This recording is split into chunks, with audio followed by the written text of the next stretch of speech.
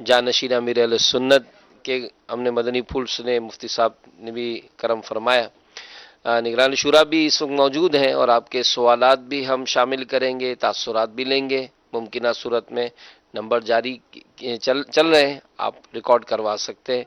ایک بڑا عام سا ایک ٹاپک لیا جاتا ہے، اور آج بھی ایک شروع میں ہی ایک سوال ہوا کہ جس کو قرآن پڑھنا نہیں آتا تو وہ نماز میں کیا پڑھے گا؟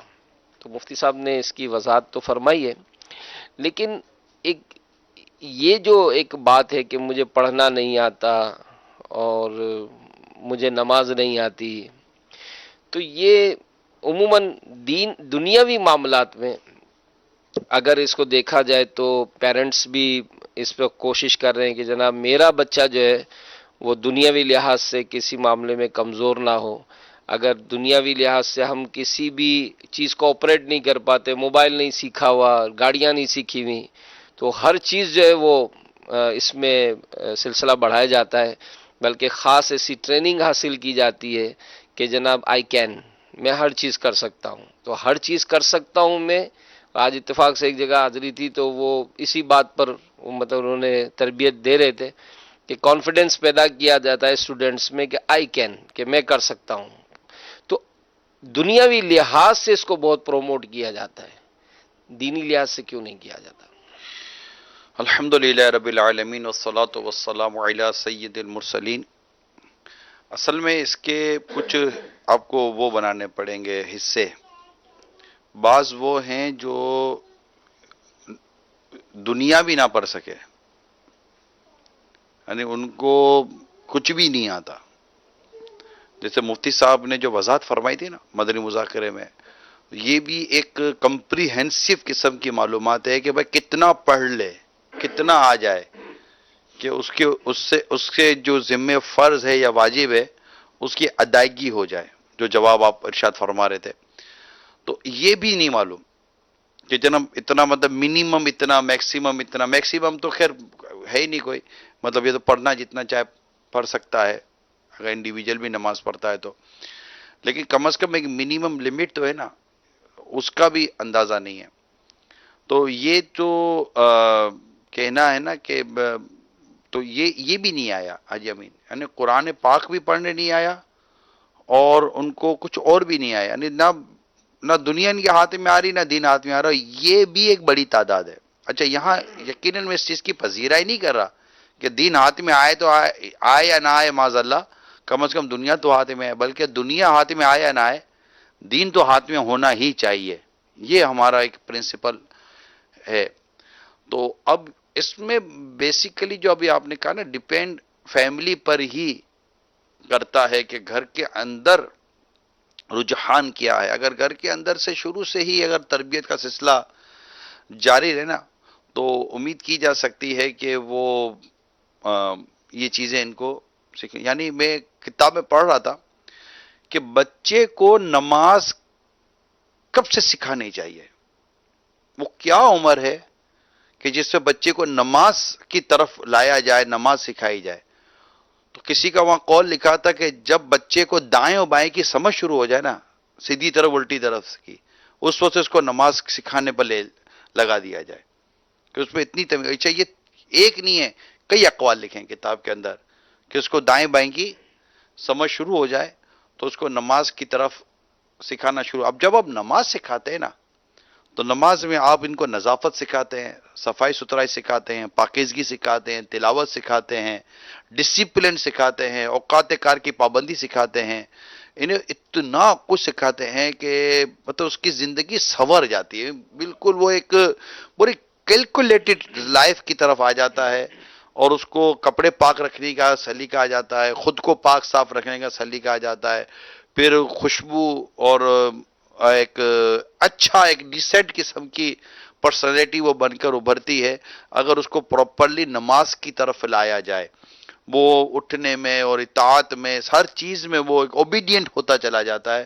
تو اللہ نے نماز میں ایک اتنی خوبصورتی پیدا کی ہے، نماز اتنی خوبصورت عبادت ہے کہ اگر اس طرف ہم بچپن سے ہی اگر اپنی اولاد کو لائیں، جبکہ ہم خود بھی تو آئے ہوئے ہوں نا، صحیح۔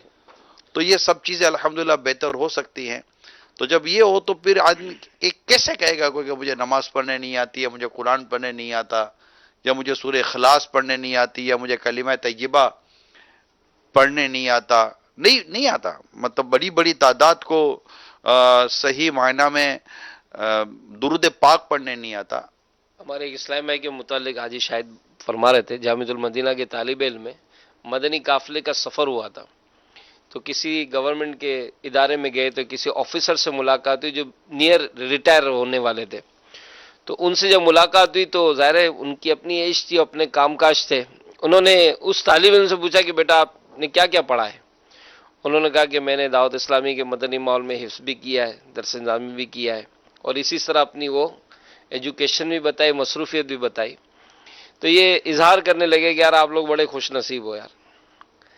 تو اب یہ جو طبقہ ہے اس نیج پر پہنچا، اور ابھی آپ نے جیسے فرمایا کہ بھائی یہ اپنے اولاد کو اس طرح تربیت کریں، تو بعض اوقات ہوتا ہے کہ خود اگر دور ہوتے ہیں نا تو اولاد کے لیے بھی اتنے سیریس نہیں ہوتے. حاجی امین یہ اظہار نہیں کرتے. اب ایک نے تو اظہار کر دیا. میرا اوپینین یہ کہ دے لاسٹ اٹ مینی تھنگ. یہ اتنا ضائع کر چکے ہیں اپنا، اور یہ فیل بھی کرتے ہیں. ہمارے یہ بھی ایک مصیبت ہے کہ میں نے ماننا نہیں ہوتا کہ میں بھی غلط چلا ہوں. یہ ماننا نہیں ہوتا. یعنی کہ ایک آدمی غلط راستے پہ جا رہا ہو نا، اور آپ کہہ رہے ہیں یار آپ اتنا راستہ غلط چل گئے، تو یار یہ روڈ بنانے والوں کو نہیں سوچنا چاہیے تھا نا کہ ان کو صحیح بورڈ لگانا چاہیے تھا، ان کو یہ لگانا چاہیے تھا. میری کیا غلطی ہے؟ اب وہ چل پہ تیری غلطی نہیں ہے، 10-20 لیٹر جو پیٹرول جل گیا مسئلہ کوئی نہیں ہے. تو یہ بعض اوقات ایسا ہوتا ہے کہ لوگ غلطی نہیں مانتے اپنی نا. انشاءاللہ کل دوپہر کو جو ہم سلسلہ کر رہے ہیں، دوپہر کو 3 بجے، میں نہیں مانتا، یہ اسی مطلب موضوع سے ذہن تھا کہ لا نسلمو، ہم نہیں مانتے. تو انشاءاللہ اس پر عرض کریں گے تاکہ طبیعتوں میں جو ضد ہے، طبیعتوں میں جو ایک ڈھٹائی پن ہے اور ایک اکڑ پن ہوتا ہے بعض اوقات، وہ مار دیتا ہے انسان کو نا، اور انسان اپنی غلطی مانتا نہیں ہے. اور یہ کئی لوگ ہیں. میرا یو کے کا سفر تھا، اور یو کے سفر میں مجھے ایک جگہ لے گئے اسلامی بھائی. کہہ سکتے ہیں کہ آپ وہاں کی جو بڑی بزنس کمیونٹی تھی وہ جمع تھی، بڑی بزنس کمیونٹی جمع تھی. اور میں ان کے سمجھے ہیڈ آفس میں گیا تھا، اور بھی جو جس کو کہتے ہیں نا سول سوسائٹی سے تعلق رکھنے والے، وہاں کی ایک انفلوئنشل پیپل کہلاتے ہیں جن کو بڑا اثر و رسوخ ہوتا ہے سوسائٹی میں، ان کو انہوں نے جمع کیا تھا. یو کے کی بات کر رہا ہوں میں.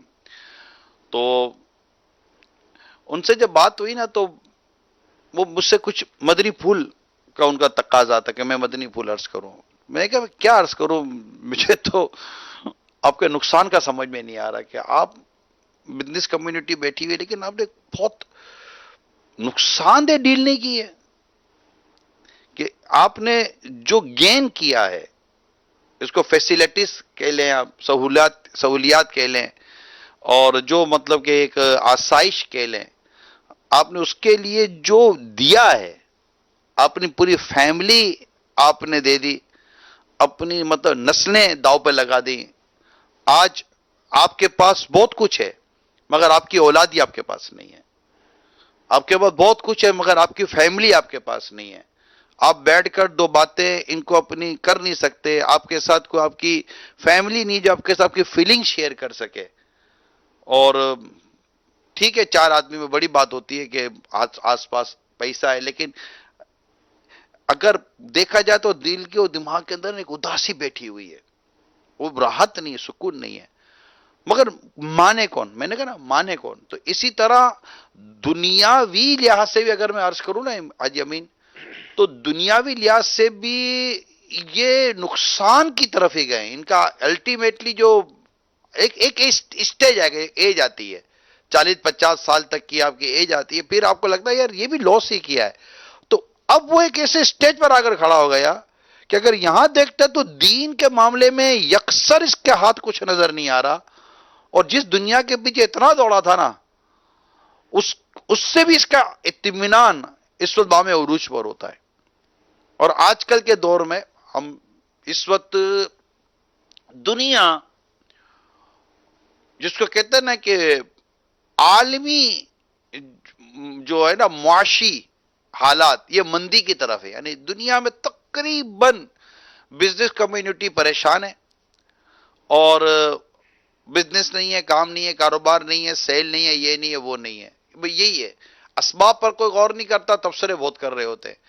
اس پر بھی انشاءاللہ مدنی چینل کچھ نہ کچھ اصلاح آپ کی طرف لائے گا اللہ کی رحمت سے، اور ہم امید کرتے ہیں کہ ہم آپ تک وہ باتیں پہنچائیں گے کہ جس سے دنیا بھر میں جو ایک معیشت پر جو تباہی آئی ہے اور معیشت کا جو چکا جام ہو گیا ہے، اور یہ تقریباً ہر 8-10 سالوں میں ایک آتا ہے، پچھلے اگر آپ جائیں نا تو یہ تقریباً 8-10 سالوں میں اس طرح یہ آتا رہتا ہے سلسلہ، تو اس کے انشاءاللہ امید ہے کہ ہم اسباب پر آپ کے ساتھ ایک سلسلہ بھی کریں گے، مگر جو آپ کی گفتگو سوال کے جواب کو میں اس طرح ختم کرتا ہوں کہ پھر ایک اسٹیج آتا ہے کہ زندگی دنیا کے پیچھے دوڑ کر نکال رہی ہوتی ہے، مگر نہ دنیا سے وہ مطمئن ہوتا ہے، اور جب یہاں دیکھتے تو دین و آخرت کے معاملے میں اس کے ہاتھ کچھ نہیں آیا ہوا تھا۔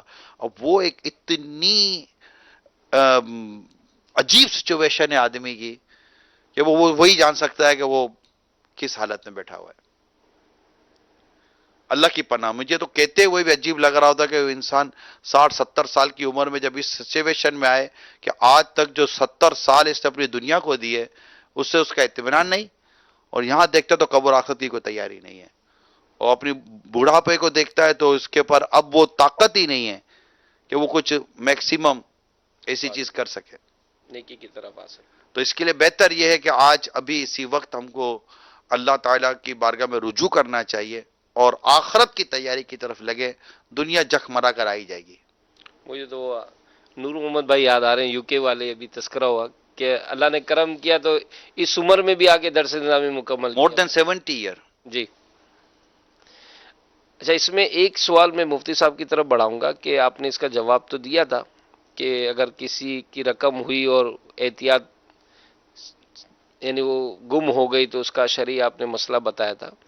ایک ذہن میں یہ بات آتی ہے کہ بعض اوقات کسی کی کوئی چیز لیتے ہوئے ہمیں کیا مطلب اس معاملے میں اپنا جو ہے نا وہ ذہن بنانا چاہیے کہ کوئی کہتا ہے کہ بھئی یہ رقم لے کر جب وہاں دے دینا، یہ فلاں کو دے دینا، تو بعض لوگ بڑی آسانی سے اس کو لے لیتے ہیں، یعنی اس چیز کا وہ فیل نہیں کرتے کہ مجھ پر یہ چیز لینے میں شریعت کیا لازم کرتی ہے۔ اگر میں کسی سے کوئی مجھے دیتا ہے کہ یار آپ حیدرآباد جا رہے ہیں، زمزم نگر جا رہے ہیں، 50,000 روپے جو ہے فلاں کو دے دینا، تو ہم نے تو جیب میں رکھ کے لے گئے۔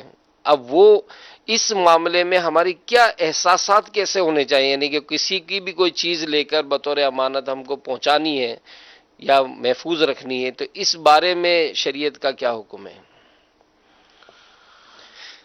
بسم اللہ الرحمن الرحیم۔ دیکھیں، اصل تو مسلمان کی خیر خواہی یہ تو بہت اچھی بات ہے، اس نیت سے اگر کوئی لیتا ہے کہ ایک مسلمان کا کام میں کر کے دے دوں گا تو وہ اس کو فائدہ پہنچے گا، تو اس نیت سے لینا تو بہت اچھی بات ہے۔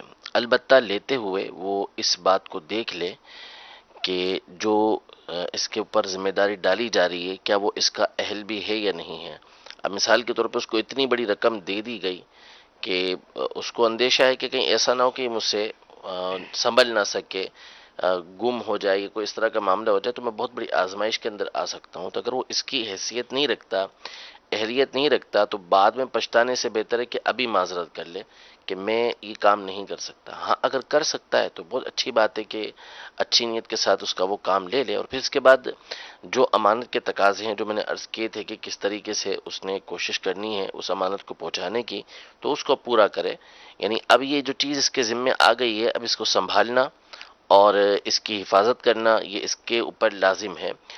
اب اس میں اسی طرح کی وہ احتیاط برتے گا اس کو پہنچانے میں جیسا کہ وہ اپنی رقم کے لیے برتتا ہے، اور اپنی رقم میں سستی کوتاہی کرتا ہے تو بھی اس کا مطلب نہیں کہ یہاں پہ وہ سستی کوتاہی کرے گا، بلکہ اب اس کے اوپر لازم ہے کہ اس نے اس کی مکمل حفاظت جو ہے وہ کرنی ہے۔ ایسے راستوں سے لے کر اس رقم کو یا اس قیمتی چیز کو لے کر گزرنا کہ جہاں راستوں کے اندر چھن جانے کا اندیشہ ہوتا ہے، ڈاکہ پڑ جانے کا اندیشہ ہوتا ہے، تو وہ ہرگز ایسے راستے سے نہیں جائے گا، بلکہ جو ایسا راستہ ہے جو محفوظ ہے، ایسے راستے سے وہ اس رقم کو، اس چیز کو لے کر جائے۔ تو اس حوالے سے اپنے آپ کو دیکھ لے کہ بھائی واقعی میرے اندر صلاحیت ہے یا نہیں ہے ایسی چیز کو کرنے کی. اگر پاتا ہے تو بہت اچھی بات ہے کہ مسلمان کی خیرخواہی کرے اس میں. جی اس میں آپ سے بھی عرض کروں گا کہ حالات ایسے بڑے عجیب و غریب ہیں کہ ظاہر ہے بینک سے بھی کوئی رقم لے کے نکلتا ہے، جہاں اس نے کچھ زیادہ رقم لی، اب وہ پتہ نہیں کیسے یہ ڈاکوؤں کو پتہ چل گیا کہ وہ روک بھی لیا، اور اتنی مطلب اس میں یہ ظلم کی حاجی امین رقم لے کر نکلنا تو بہت آگے رہ گیا. آپ اے ٹی ایم مشین پہ جا کر رقم نکلواتے اس میں بھی خطرہ جی لگتا ہے کہ پیچھے کو کھڑا ہوا ہوگا، بالکل وہ بھی تار میں بیٹھے ہوئے ہوتے ہیں، تاک میں بیٹھے ہوتے ہیں کہ یہ گیا، اب اس کا کارڈ ڈال کر وہ اس کے پیسے لینے کے مارتے کہ کارڈ ڈال نکال، کارڈ ڈال نکال. تو لمٹ ہی کم ہونی چاہیے اور ایک ہی بار کا ہونا چاہیے کہ کوئی لے نا تو اس کو ملے ہی اتنا، زیادہ ملے ہی نہیں. ہاں لیکن یہ طبقہ تو میں کہتا ہوں آج کل تو وہ ہینڈ ٹو ماؤتھ ہی چلتے ہیں. بیچارہ جہاں ابھی وہ سیلری لے کے نکلا ہے اور فارغ ہو گیا، اور عجیب و غریب حال ابھی تو ایک جگہ کا پتہ چلا تھا 2-3 اپنی سیلری نکال رہے تھے، وہ 2-3 کو لے گئے وہ. اللہ کی پناہ. تو اب اس میں مطلب یہی وہ سامان والی بات ہے کہ اب مثال حالات ایسے نارمل فیملی ہے، اب اس میں اگر کسی کے پیسے آگے پیچھے ہو گئے پھر وہ گھریلو تعلقات 2,000 ختم. روپے کے لیے لوگ جی جی پریشان ہوتے ہیں.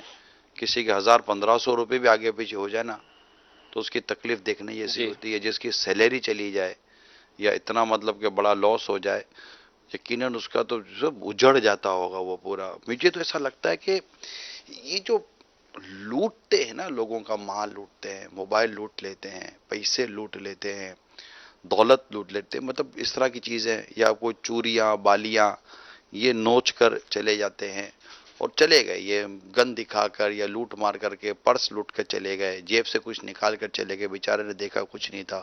موٹر سائیکل لوٹ لی، کار لوٹ لی، کسی کی اور کوئی ایسی قیمتی چیز لوٹ لی، گھڑیاں اتروا لیتے ہیں. میں تو ان اتروانے والوں سے، یہ کرنے والوں سے اگر یہ کہیں دنیا میں کسی وقت بھی دیکھے سنے تو میں تو ان سے پوچھتا ہوں کہ اب یہ مال کا کرو گے کیا؟ اس کا کیا جواب دو گے آپ؟ کیا آپ مرو گے نہیں؟ یہ لوگوں پر ظلم اور زیادتی کر کے آپ رب کے حضور کیا جواب دیں گے؟ یہ مال، یہ دولت آپ کے کیا کام آئے گا؟ اور مجھے تو ان فیملی ممبرز پر بھی افسوس ہوتا ہے جن کو پتا ہوتا ہے کہ ان کے گھر سے اس انداز پر مال آتا ہے، وہ نہیں دیکھتے.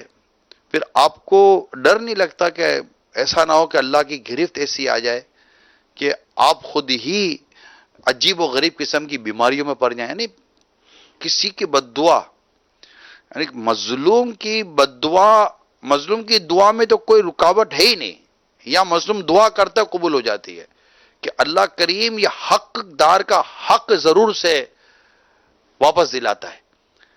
تو اس کا آپ حق کھا کر بیٹھے ہو اور اس سے اپنے رب کے حضور فریاد کی ہے. آپ کو لگتا نہیں ہے کہ آپ یہ سب جو کر رہے ہیں اس کا آخر کار انجام کیا ہوگا؟ اللہ نہ کرے آپ کو کوئی ایسی خطرناک بیماری ہو گئی، کوئی ایسا مطلب کہ کوئی کیڑے لگ گئے، اللہ نہ کرے آپ کے بدن پر، کیا بددعاؤں سے کیا نہیں ہو جاتا؟ وہ گھر تباہ ہو جائے بندے کا.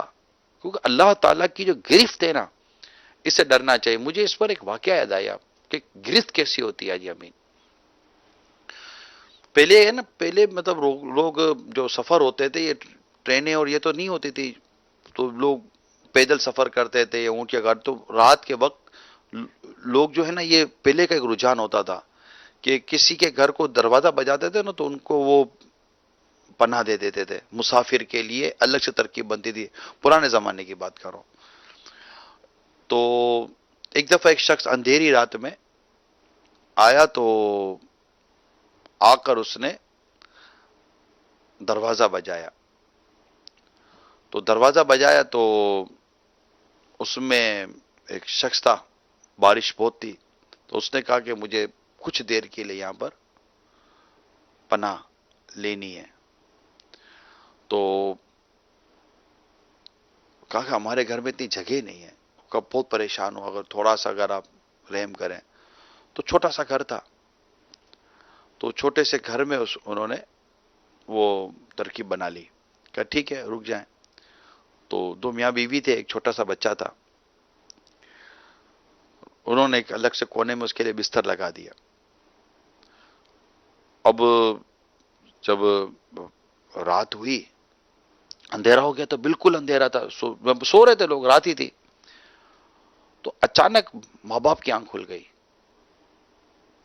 اور کیا دیکھا کہ بچہ جو ہے نا، بچہ، چھوٹا سا بچہ، وہ گھر کے باہر ہے اور بارش میں بھیگ رہا ہے اور رو رہا ہے، چیخ رہا ہے۔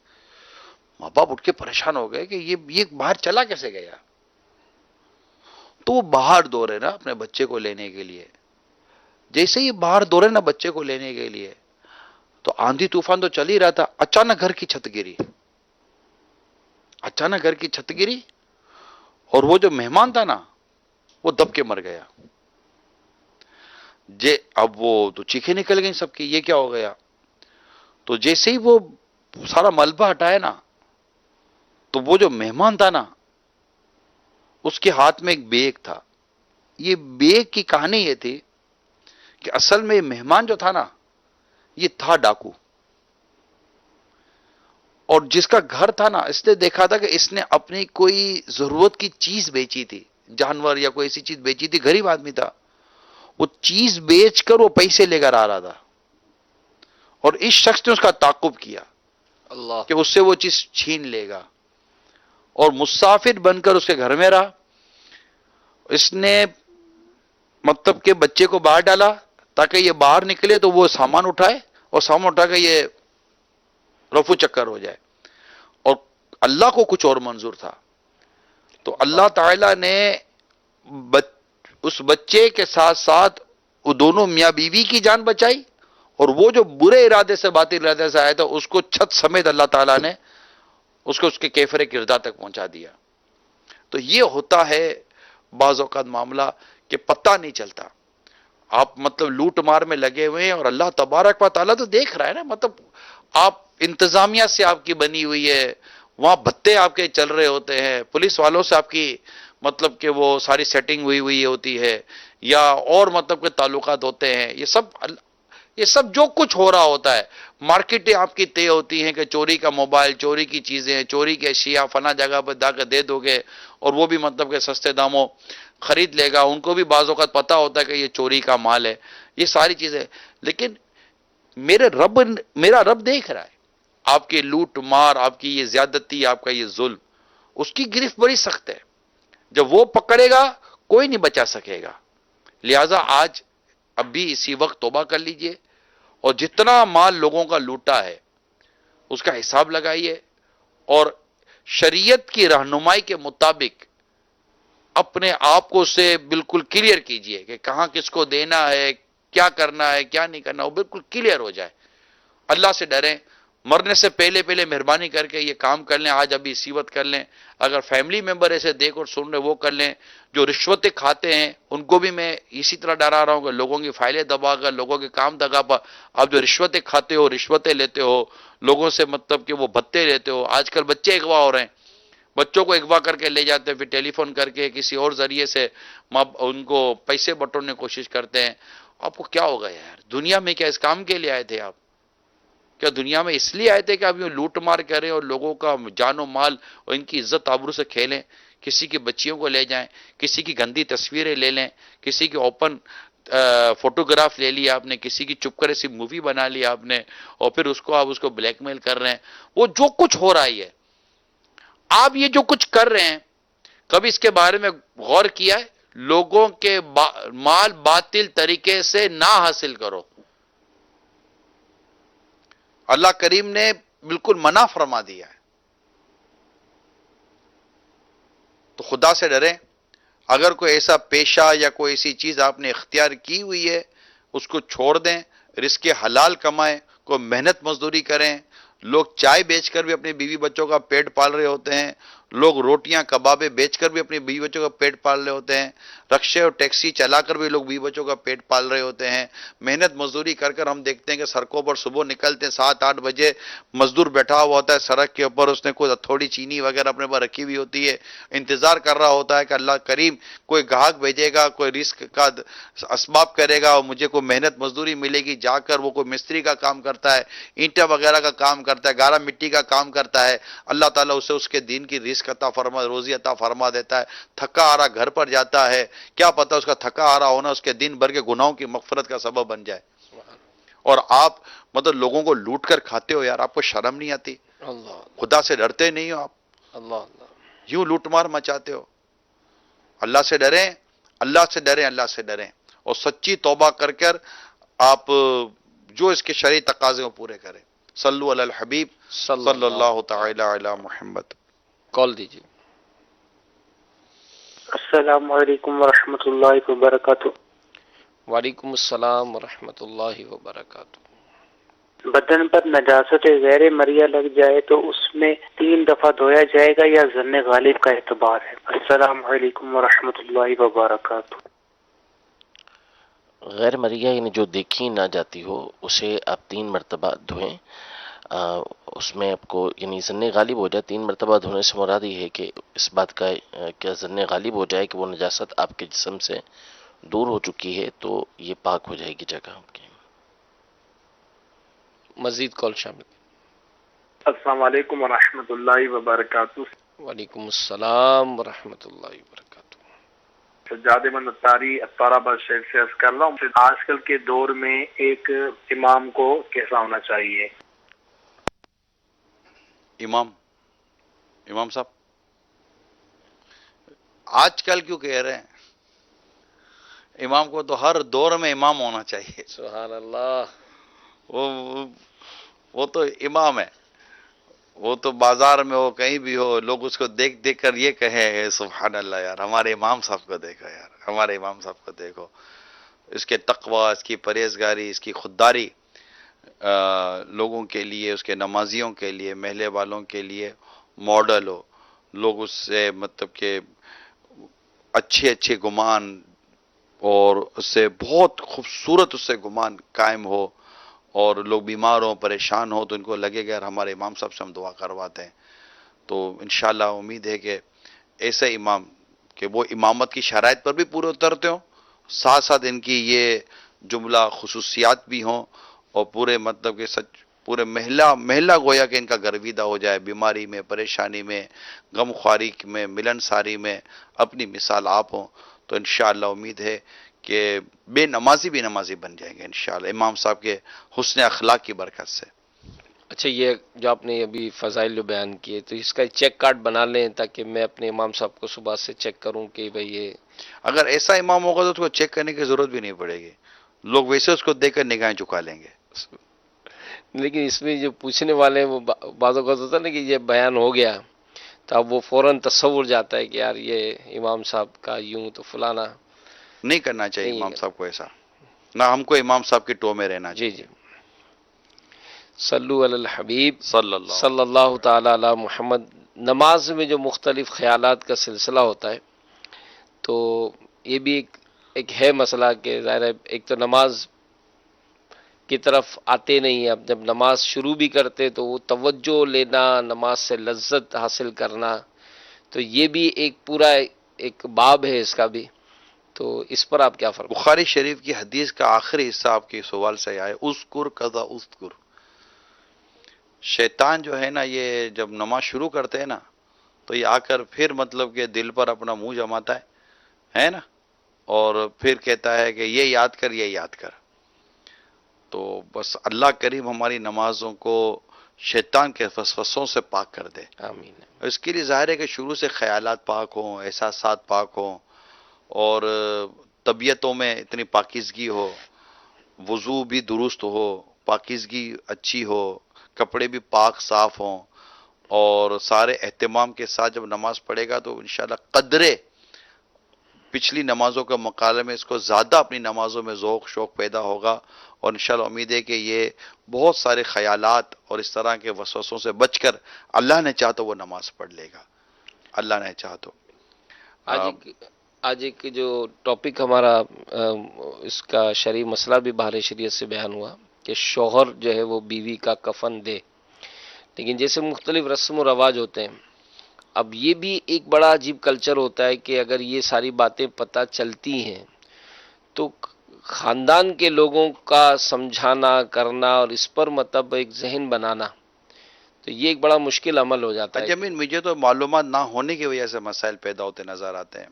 پچھلے دنوں ہم نے مدنی چینل میں ایک سلسلہ کیا تھا، شاید آپ اس سلسلے میں تھے یا نہیں تھے، اس میں ہم نے نان نفقے کا بیان کیا تھا. یہ میں تھا. ٹھیک ہے، آپ تھے نا. یعنی مرد پر جتنا نان نفقہ عورت کا ہے، اگر یہ عورت کو، خاندان کو پتہ چل جائے نا، تو شاید فی زمانہ، کم از کم مجھے اپنے ایشیا کا حال پتہ ہے، میں باہر کے ملکوں کی بات نہیں کرتا، لیکن نارملی ہمیں اپنی جو ثقافت اور ہماری جو معاشرت ہے، اس کا کسی حد تک اندازہ ہے کہ مرد اپنے جو اس کے اوپر بہت ساری چیزیں لازم ہے، اس سے بہت آگے جا کر اپنے بیوی بچوں کا نان نفقہ کر رہا ہوتا ہے، بہت ساری چیزیں وہ دے رہا ہوتا ہے. تو اگر یہ پتہ ہو تو ظاہر ہے کہ پھر وہ گھر میں لڑائی جھگڑے نہیں، کیونکہ جو چیزیں دینا اس کے ذمہ آتی ہی نہیں ہے، مرد کے ذمہ آتی ہی نہیں ہے. اس کا بھی اس سے اس طرح مطالبہ کیا جاتا ہے کہ نہ ہونے کی، نہ کرنے کی وجہ سے گھر میں جھگڑے ہو رہے ہیں، لڑائیاں ہو رہی ہیں. تو اس وجہ سے علم ہونا ضروری. عورت کی کتنی، مطلب کہ گھر کے اندر شوہر کے حوالے سے، فیملی کے حوالے سے اس کی کیا حدود ہیں، اس کی کیا باؤنڈریز ہیں، وہ بھی ہمیں علم میں ہونا چاہیے. اور ایک شوہر، ایک مرد کی کیا حدود ہے، باؤنڈریز ہے، وہ بھی علم میں ہونا چاہیے. اور مجھے تو ایسا لگتا ہے کہ چونکہ یہ معلومات نہیں ہے، لہٰذا وہ اپنی سوچوں کے مطابق چل رہے ہوتے ہیں کہ جناب تم پر بھی یہ لازم ہے، تم پر بھی یہ میرے لازم ابا ہے. نے تو یوں کیا تھا. ہاں، تو یہ ابا جان تھے وہ، آپ کے ابا جان نہیں ہے نا، شور صاحب ہیں. ٹھیک ہے نا. تو اب یہ اصول اور علم ہونا تو الحمدللہ امید ہے کہ بہت ساری چیزیں درست ہو سکتی ہیں. اس کے لیے باہر شریعت کا میرا مشورہ ہے کہ آپ ضرور مطالعہ کریں کتاب النکاح کا، اور اس کے اندر بہت سارے اس کے احکام اور اصول لکھے گئے. نان نفقے کا بیان تو بہت ضروری ہے، بہت ضروری ہے کہ کیا مرد پر لازم ہے. اگر عورت کے لیے ہے تو پھر عورت کا اپنا ایک لائف اسٹیٹس ہوگا، ایک لائف اسٹینڈرڈ ہوگا، اس کے مطابق بھی مرد اس کی کس طرح نان نفقے کو، یعنی خرچہ پانی، کھانا پینا وغیرہ، جو کپڑے لتے وغیرہ کا جو حساب کتاب ہوتا ہے، اس کے معاملے کو دیکھ لیا جائے، تاکہ عورت کو بھی اطمینان ہو کہ شوہر اپنی ذمہ داری پوری کر رہا ہے، شوہر کو بھی اطمینان ہو کہ میری بیوی اپنی ذمہ داریاں جو اس کے اوپر ہیں وہ پوری کری. تو انشاءاللہ اس سے بیجا ایک دوسرے کے لیے لڑائی جھگڑا کیا اور بیجا مطالبے کا سلسلہ نہیں رہے گا. اسلام نے جس پر جو ذمہ داری دی ہے اس کی طاقت بھر ہی ذمہ داری دی ہے، ہم بھی اس کی طاقت سے زیادہ کیوں اس پر بوجھ ڈالیں. اللہ ہم سب کو عمل کی توفیق عطا فرمائے. انشاءاللہ آئندہ مدنی مذاکرے کی مدنی مہک لے کر مدنی مذاکرے کے بعد پھر حاضر ہوں گے. صلو علی الحبیب صلی اللہ تعالی علی محمد.